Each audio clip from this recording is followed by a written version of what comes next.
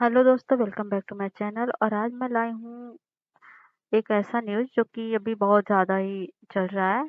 तो संसद में अविश्वास प्रस्ताव लाने की बात की जा रही है मोदी जी के खिलाफ, जो मणिपुर की जो घटना थी।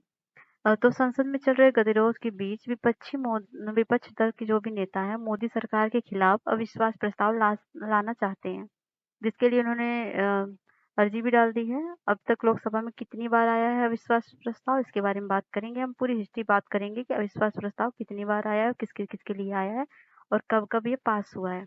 तो लगभग 27 बार अभी तक अविश्वास प्रस्ताव आ चुका है, जिसमें से केवल 3 बार ही सरकारें गिरी है। तो वहीं बात करें हम हाईलाइट्स, तो विपक्ष क्या होता है, मोदी सरकार के खिलाफ लोकसभा में अविश्वास प्रस्ताव लाई है। और पहली बार अविश्वास प्रस्ताव 1963 में नेहरू सरकार के खिलाफ लाया गया था, और इंदिरा गांधी सरकार के खिलाफ सबसे ज्यादा बार अविश्वास प्रस्ताव लाया गया है। तो वहीं हम बात करते हैं मणिपुर हिंसा को लेकर। संसद के मानसून सत्र में विपक्ष जमकर मोदी सरकार को घेर रहा है। इस बीच लोकसभा में विपक्ष मोदी सरकार के खिलाफ अविश्वास प्रस्ताव लाने की तैयारी भी कर लिए हैं। इसके लिए कांग्रेस अन्य विपक्षी दलों के साथ बातचीत कर रही है। अब तक संसद में 27 बार अविश्वास प्रस्ताव लाया जा चुका है। वहीं प्रधानमंत्री नरेंद्र मोदी के खिलाफ केवल एक बार अविश्वास प्रस्ताव जुलाई 2018 में आया था। 11 घंटे चली बहस के बाद वोटिंग हुई थी और मोदी सरकार ने आसानी से अपना बहुमत साबित कर दिया था। आखिर अविश्वास प्रस्ताव क्या है और इसका इतिहास क्या है, आइए बताते हैं इसके बारे में। तो क्या होता है विश्वास प्रस्ताव इसके बारे में बात करते हैं। जब लोकसभा में विपक्ष के नेता जब लोकसभा में विपक्ष के नेता किसी दल को लगता है कि मौजूदा सरकार के पास बहुमत नहीं है या फिर सरकार सदन में विश्वास खोती जा रही है, तो अविश्वास प्रस्ताव लाया जाता है। इसे अंग्रेजों में ने क्या कहा था, नो कॉन्फिडेंस मोशन। इसे कहा था नो कॉन्फिडेंस मोशन। और संविधान में इसका उल्लेख आर्टिकल 75 में किया गया है। और आर्टिकल 75 के अनुसार केंद्रीय परिषद मंत्रिपरिषद लोकसभा की प्रति जवाबदेह है। अगर सदन में बहुमत नहीं है तो प्रधानमंत्री समेत पूरे मंत्रिपरिषद को इस्तीफा देना पड़ता है अगर अविश्वास प्रस्ताव पारित हो जाता है। तो वही बात करते हैं, कानून की भाषा में समझते हैं क्या है ये अविश्वास प्रस्ताव।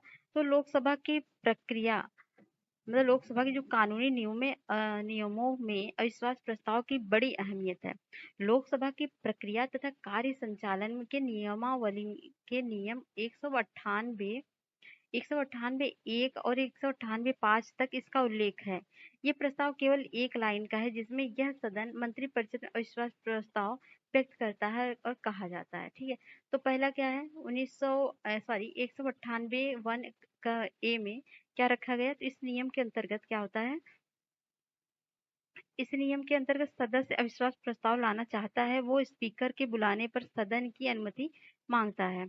और दूसरा है 198 1 ख में क्या है, सदस्यों को प्रस्ताव की लिखित सूचना सुबह 10 बजे तक लोकसभा के सेक्रेटरी को देनी होती है, मतलब 10 बजे से पहले ही दे देनी होती है। और तीसरा है 198 के 2 में क्या है, अविश्वास प्रस्ताव के पक्ष में कम से कम 50 सदस्यों का समर्थन होना चाहिए। मतलब जो भी मेंबर ला रहा है विश्वास प्रस्ताव, उसके समर्थन में 50 सदस्य होने चाहिए, वरना स्पीकर इसकी अनुमति नहीं देता है। और तीसरा नियम कहता है 198 3 का, कि स्पीकर की अनुमति मिलने के बाद इस पर चर्चा के लिए एक या एक से अधिक दिन को तय किया जाता है, मतलब दिन तय होते हैं। फिर नियम 198 4 में क्या कहा गया है, विश्वास प्रस्ताव पर चर्चा के लिए अंतिम दिन स्पीकर वोटिंग कराते हैं और फैसले को की घोषणा करते हैं। मतलब 1 2 दिन इस पर डिबेट होगा, उसके बाद स्पीकर का फैसला लास्ट में होगा। आगे है राज्यसभा के सांसद। तो अगर बात करें, वही राज्यसभा के सांसद नहीं कर सकते हैं विश्वास प्रस्ताव की वोटिंग। वो क्यों नहीं कर सकते हैं, तो जब सदन में विश्वास प्रस्ताव लाया जाता है तो सत्ताधारी पार्टी को साबित करना होता है कि उनके पास बहुमत है। इसमें वोटिंग के लिए केवल लोकसभा के सांसद ही पात्र होते हैं। राज्यसभा के सांसद वोटिंग प्रक्रिया में भाग नहीं ले सकते हैं। अविश्वास प्रस्ताव पर वोटिंग पर सरकार अपने सांसदों के लिए व्हिप जारी कर सकती है, जिसके बाद समर्थन न मिल करने पर सांसद को अयोग्य माना जा सकता है। अविश्वास प्रस्ताव में सदन में मौजूदा सदस्यों में से आधे से अधिक, एक से ज्यादा ने भी अगर सरकार खिलाफ वोट दे दिया तो सरकार गिर जाती है। मान लो 173 से लोगों का 273 लोगों का इसमें मतलब चाहिए, मतलब वोटिंग, और अगर इससे एक एक भी ज्यादा लोगों ने किया तो अविश्वास प्रस्ताव पारित हो जाता है। तो अब तक कुल कितने अविश्वास प्रस्ताव हुए हैं, तो बात करें तो अब तक जो है लगभग 27 बार अविश्वास प्रस्ताव पारित मतलब आया है, पारित नहीं हुआ है। पिछली बार जुलाई 2018 में विपक्षी दल के नेता ने मोदी जी के खिलाफ अविश्वास प्रस्ताव लाया था, जो बुरी तरह से फैल गया था। अविश्वास प्रस्ताव के समर्थन मतलब फेल हो गया था, और अविश्वास प्रस्ताव के समर्थन में सिर्फ 126 वोट पड़े थे, जबकि इसके खिलाफ 335 सांसदों ने वोट किया था। अगर मणिपुर मुद्दे को लेकर जारी गतिरोध के बाद सदन में अविश्वास प्रस्ताव आता है, तो इनकी संख्या बढ़कर 28 हो जाएगी। जुलाई 2018 से ये पहले 2003 में सोनिया गांधी के नेतृत्व में कांग्रेस ने अटल बिहारी वाजपेयी के खिलाफ नेतृत्व वाली तत्कालीन एनडीए सरकार खिलाफ पेश किया था। 2003 में आया था, सोनिया गांधी जी ने अटल बिहारी खिलाफ लाया था। वहीं कब आया था लोकसभा में पहला अविश्वास प्रस्ताव के बारे में बात करें तो ये आया था पहली बार सरकार के 1963 में आया था। इसे समाजवादी नेता आचार्य कृपलानी पंडित जवाहरलाल नेहरू के सरकार के खिलाफ लाए थे। यह अविश्वास प्रस्ताव 347 वोट से गिर गया था और नेहरू सरकार सत्ता पर बरकरार रही थी। प्रधानमंत्री जवाहरलाल नेहरू की सरकार के खिलाफ रखे गए इस प्रस्ताव के पक्ष में केवल 62 वोट पड़े थे, जबकि विरोध में 347 वोट पड़े, मतलब पूरी तरह से जीत गए थे। आगे वही बात करते हैं किस मंत्री के खिलाफ कितने कितने लाए गए हैं, तो देखते हैं। तो लोकसभा में सबसे ज्यादा विश्वास प्रस्ताव इंदिरा गांधी जी के खिलाफ आया था, और खिलाफ लाए गए थे। उनकी सरकार के खिलाफ कुल 15 बार अविश्वास प्रस्ताव आया था। वहीं लाल बहादुर शास्त्री और नरसिंह राव जी की सरकारों के खिलाफ 3-3 बार अविश्वास प्रस्ताव लाए गए थे। वहीं अटल बिहारी वाजपेयी सरकार के खिलाफ केवल 2 बार अविश्वास प्रस्ताव लाया गया था। इसके अलावा राजीव गांधी, वीपी सिंह, चरण चौधरी, मनमोहन सिंह, नरेंद्र मोदी जी के खिलाफ सरकार ने एक एक बार अविश्वास प्रस्ताव लाया था। तो ठीक है, यहाँ पर आप देख सकते हो नाम।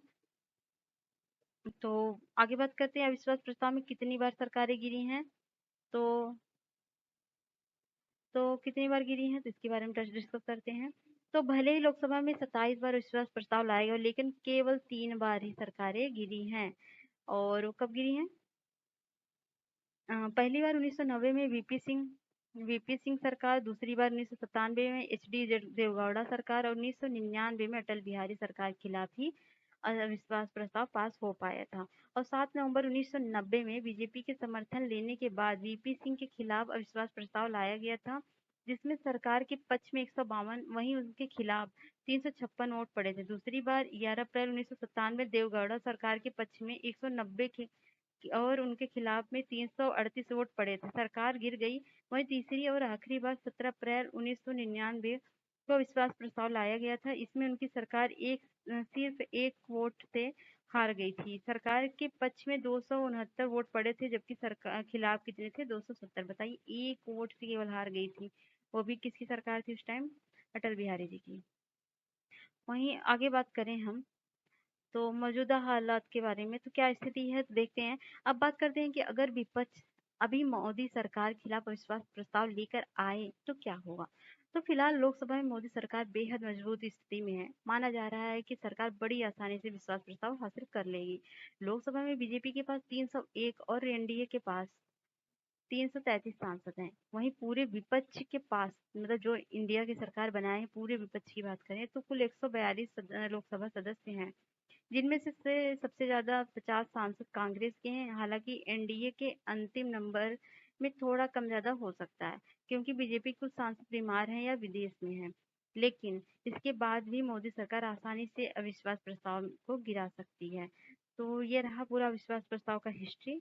और मोदी जी के खिलाफ कब आया था, कैसे उन्होंने टैकल किया था, तो नेहरू जी के खिलाफ कब आया था, इंदिरा गांधी जी के खिलाफ कब आया था, सारी चीजें आपको बता दी गई हैं। और आपको कैसा लगा पूरा आपका पूरा नॉलेज, आप बताइएगा जरूर। और बने रहिए हमारे चैनल के साथ, और ऐसे ही बहुत सारे न्यूज अपडेट्स आपको मिलेंगे, स्टडी मटेरियल मिलेंगे। तो लाइक कर दीजिए, शेयर कर दीजिए, सब्सक्राइब कर दीजिए। मिलते हैं नेक्स्ट वीडियो में, तब तक के लिए बाय बाय।